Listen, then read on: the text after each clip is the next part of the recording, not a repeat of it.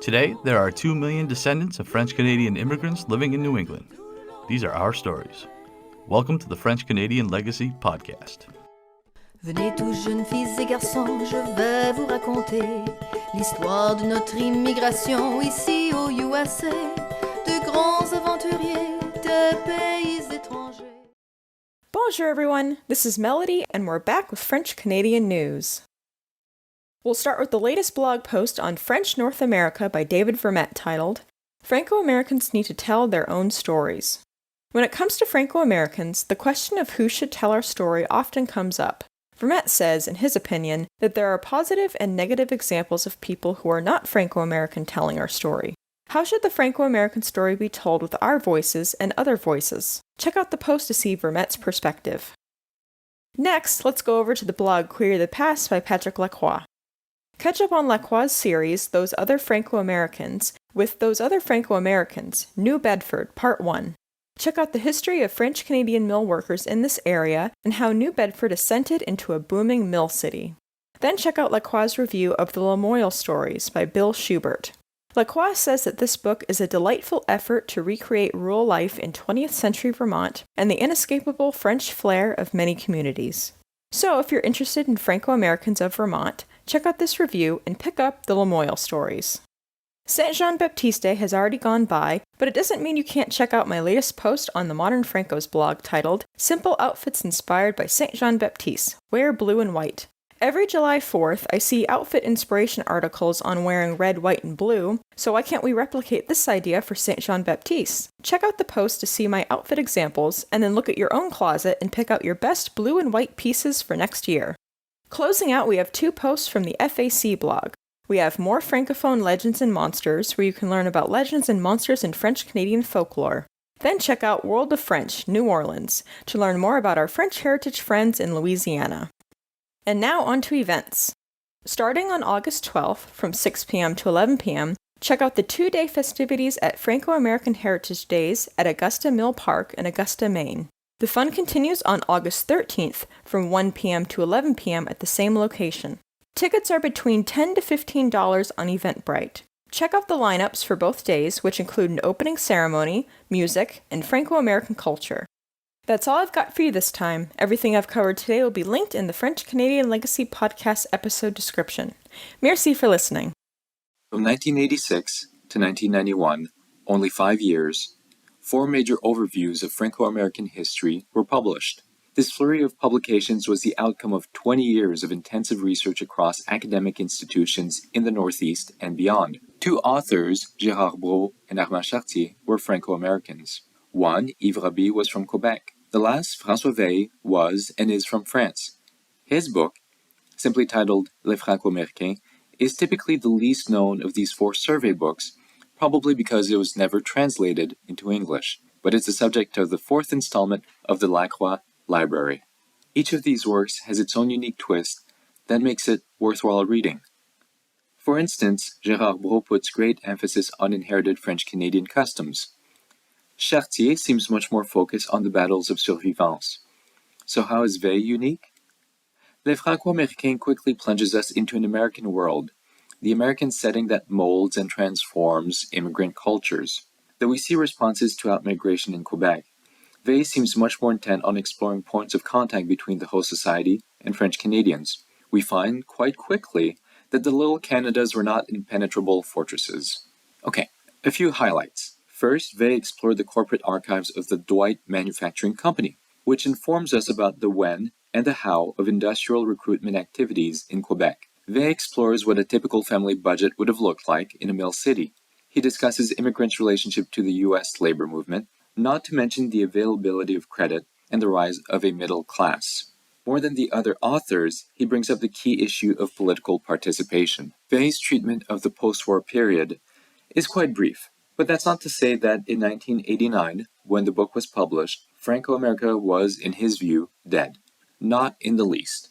On the other hand, it did not suffice to abide strictly by the cultural norms and values of a different era. Franco-American culture had to stay current and speak to a new generation. It had to speak to individuals for whom the culture was not given, but freely chosen. Bay's work did not stop with this book.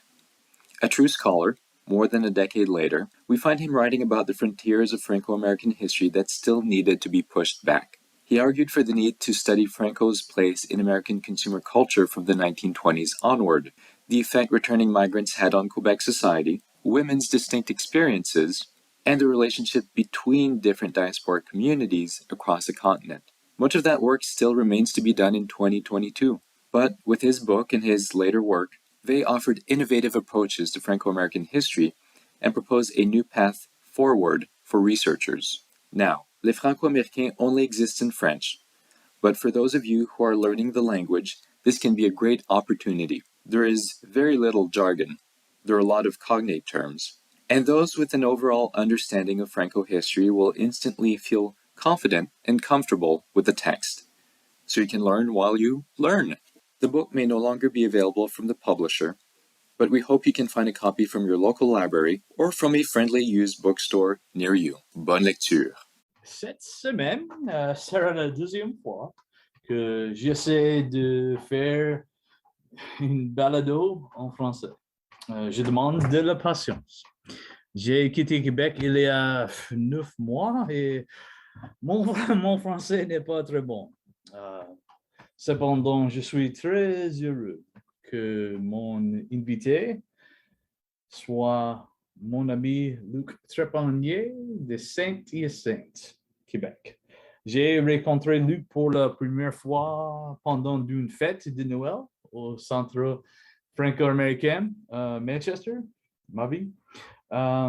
Et avec Tim Beaulieu, il a commencé la page Facebook Le Rêve des Gagnants. Il a aussi commencé la série YouTube L'aventure d'un Québécois. Luc est une personne très intéressante et j'espère que vous apprécierez notre conversation. C'est nécessaire pour un bonus. Okay. Ah oui. Pourquoi? So yeah, so every week we have a bonus question that's generally not related to the other stuff we talk about. Okay. Okay. La question pour toi, bien sûr. Pourquoi tu aimes Cleveland? C'est bizarre pour moi. Ben non, mais tu vois, c'est quand, attends un petit peu, en 2017, oui, en 2017, on revenait de Chicago, OK? Parce qu'on est allé au Wrigley Field. All right. Et là, puis le chemin le plus facile, c'est de passer par l'Ontario-Toronto.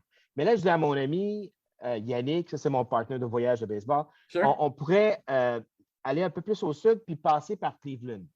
Juste pour... Et là, on est passé là un dimanche matin, pas de partie de baseball, la ville est vide. Mais ça a fait comme... Je suis comme... I fell in love, kind of. Je sais pas pourquoi. Avec les... Yeah. The Rock and Roll Hall of Fame? La première fois, non. C'était juste Non? le stade. C'était comme, je sais pas trop. C'était comme... Puis là, on a dit, il faut revenir ici. Puis là, c'est ça, on est retourné. Là, mais j'aime aussi... tu sais, l'architecture, c'est un domaine que je ne connais pas assez, mais il y a beaucoup d'art déco encore à Cleveland. Il y a des endroits, là, c'est comme, oh boy!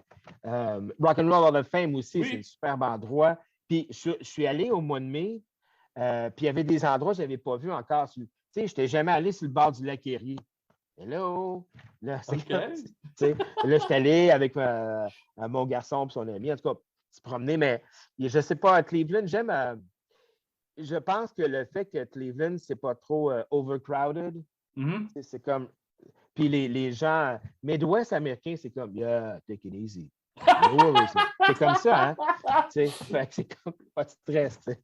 Parce que tu aimes beaucoup l'équipe de Cleveland maintenant. Oui, ouais. Puis, mais cette année, c'est une bonne équipe. Bonne équipe. Écoute, ils sont dans la masse salariale, ils sont 27e. C'est comme, I think it's 30 millions, kind of. It's ridiculous. And they will play, and they definitely will play for 500. So it's like, and you know, some teams, you know, they have a lot of money, but doing nothing. So peut-être le Browns a un quarterback maintenant aussi. Ouais. C'est possible. Ouais, je sais, il y a eu des signatures là. Yeah. All right, well, Luke, this is awesome. Thank you, sir. Now our fathers look at us and sigh with despair to think that that everything they love we simply do not share.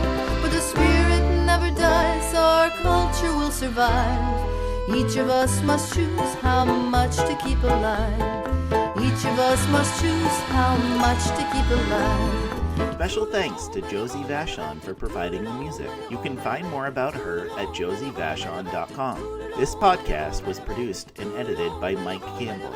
If you have any questions or comments, please email us at fclpodcast@gmail.com. You can also follow us on Facebook, Twitter, and Instagram at FCL Podcast for more information about the topics discussed. If you enjoyed the show, please subscribe and leave us a review on iTunes or wherever you listen to this episode.